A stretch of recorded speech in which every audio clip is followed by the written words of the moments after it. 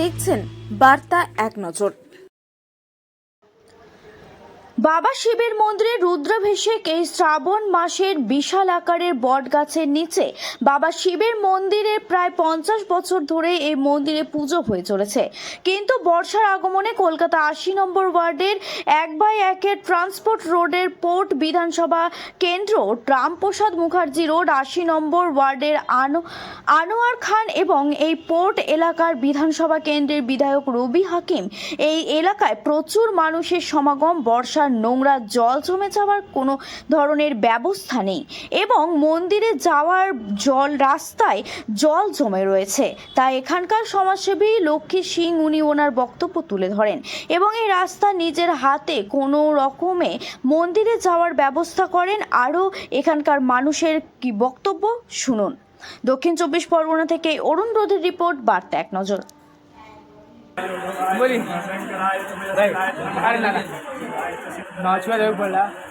আজ শ্রাবণ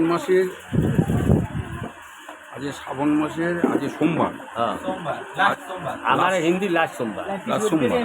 আজকে এখানে বাবার মন্দিরের কি রুদ্রাভিষেক পুজো হয়েছিল। আচ্ছা, লক্ষ্মী সিং যজমান ছিল, ওর নেতৃত্বের মধ্যে এখান থেকে পুজো হলো। 3 ব্রাহ্মণ দ্বারা ভালো করে পুজো হলো। রুদ্রাভিষেক 3-4 ঘন্টার সময় লাগলো। 3 ব্রাহ্মণ। 3 ব্রাহ্মণ কে কে ছিলেন?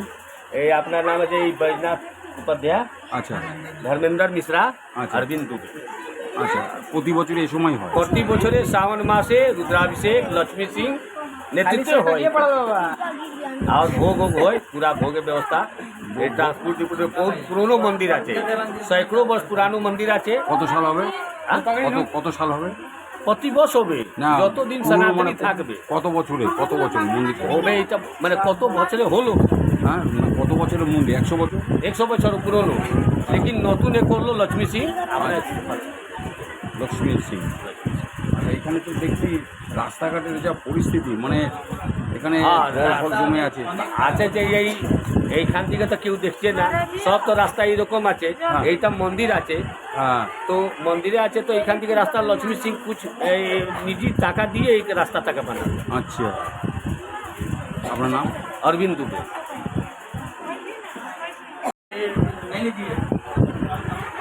এখন যা রাজনীতির যা চলছে, এখন তারা বলতে চাইছে যে ভারতীয় জনতা পার্টি রাম রাম করতো, এখন দুর্গা কালী বলছে।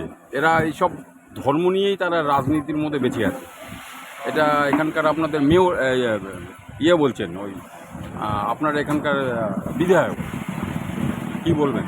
আমাদের রাম তো আমাদের আছেই, হ্যাঁ, আর রামের সাথে আমাদের শক্তি, মা শক্তি, দেবী দুর্গা, মা কালী, এই শক্তিও দরকার আছে, তবে তো রাক্ষসের বধ হবে। একটা রাক্ষসকে বধ করতে গেলে পুরো ভোলে বাবা থেকে নিয়ে, রাম থেকে নিয়ে সমস্ত যত দেবী দেবতা আছে সবার সহযোগিতা, সবার কৃপা লাগবে, তবে আমরা একটা রাক্ষসকে বদ্ধ করতে পারবো। এই জন্যে মা দুর্গা শক্তি, মহাস্বরূপে মা কালী, এরা আমাদের সাথে থাকবেন। এই জন্যে মা কালী, মা দুর্গা আমাদের সব থেকে প্রিয় এই পশ্চিমবাংলায়। এই শ্যামপ্রসাদ মুখার্জি পোর্টের যে জায়গাটা, এখানে এসে যা দুর্দশা যা দেখছি, হিন্দু সনাতন ধর্মী বলেই, হিন্দু মানুষরা থাকে বলেই কি তাদের উপর অবহেলা করা হচ্ছে? কিন্তু অন্য অন্য জায়গা তো ঘুরে দেখছি, ওখানে তো করছেন। এখানে কর্পোরেশন তো ট্যাক্স নেয়। দেখুন, এখানে এই পরিস্থিতি থাকবে কেন? পুরো এইখানে এইখানে 100% হিন্দুরা থাকে। আচ্ছা, একটা দুটো মুসলিম সমুদায়ের লোকেরা থাকে, ও আমাদের সাথে মিলে হিন্দু হয়ে গেছে। আচ্ছা, আমাদের মতনই থাকে ওরা। আচ্ছা, আচ্ছা, ওরা কোনোদিন ভয় পায় না কি আমরা 100% হিন্দুদের মধ্যে আমরা 2-4 জন মুসলিমরা এখানে আছি, কোনোদিন ভয় পায় না। আমি একদিন জিজ্ঞেস করেছিলাম, তোমাদের ভয় লাগে? ওরা বলে, না দাদা, আমরা কোনো ভয় পাই না, আপনাদের তো আমরা দাদার মতন আছে। এইরকমই যদি 2-4টা লোক যদি মাটিয়াবুরুজে চলে যায় হিন্দুরা, তো রাত্রিবেলা ওরা ঠিক মতন ঘুমোতে পারে না, ওকে পালিয়ে আসতে হবে। তো এইখানকার আমাদের যে কাউন্সিলর উনিও মুসলিম, আমাদের এখানকার এমএলএ উনিও মুসলিম। তো ওনাদের তো এটা উচিত বোঝার কি যেখানে 100% হিন্দু লোকরা থাকছে তো ওইখানে যাতে কোনো প্রবলেম না হয় এইটা দেখার ওনার কাজ।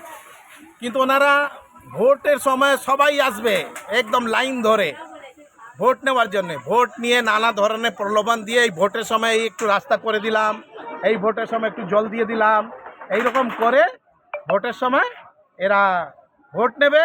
ভোট নেওয়ার পরে 5 বছর দেখা যাবে না, 5 বছর শুধু একটাই কাজ, এই পোর্ট্রাস্ট যত গোডাউন আছে এইখান দিয়ে যত মাল যে পোর্ট্রাস্টকে হ্যান্ড ওভার করে দিচ্ছে পার্টিরা, ও সব গোডাউনের লোহা টোয়া যা ওর মধ্যে মাল টাল আছে সব নিয়ে বিক্রি করো আর এইটাই করে খাও।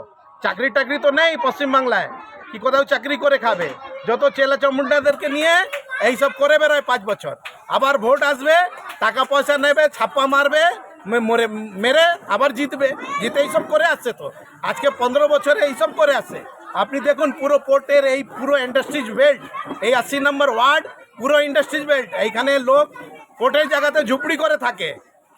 কে থাকে?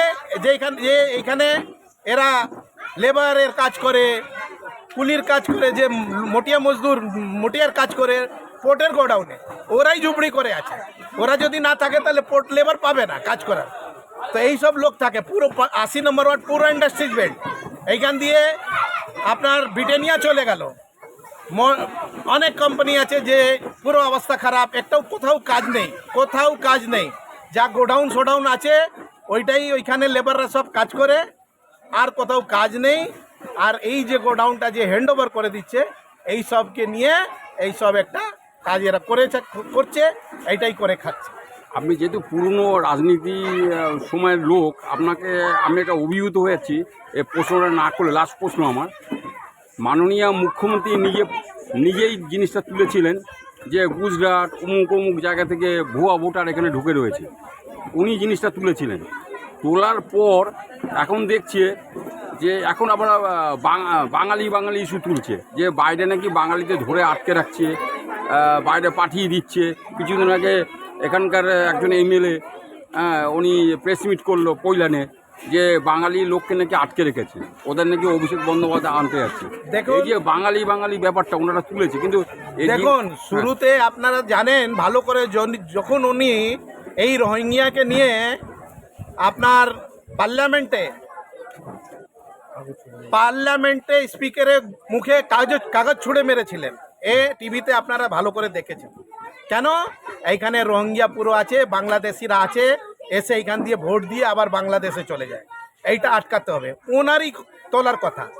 আজকে উনি 15 বছর থেকে এইখানে সরকারে আছেন, তো 15 বছরে ওনার মনে পড়লো নাকি এখানে রোহিঙ্গিয়া ঢুকেছে, এইটা কীভাবে বার করা যাবে না করা যাবে।